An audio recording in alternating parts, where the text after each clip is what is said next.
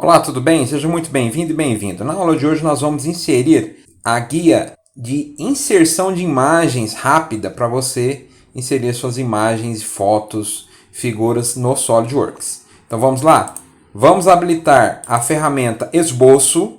Aqui onde não tem escrito nada, botão direito, personalizar, botão esquerdo, barra de atalho.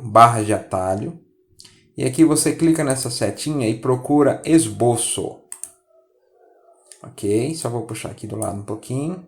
Está vendo este ícone aqui, ó? Clica com o botão esquerdo e arraste até colocar nesta barra. Ok? Olha só, agora fica muito mais fácil para você inserir uma imagem aí na área de trabalho do SolidWorks. Ok? Se ficou alguma dúvida, deixa nos comentários. Não se esqueça de se inscrever. Deixa aqui meu forte abraço e até breve.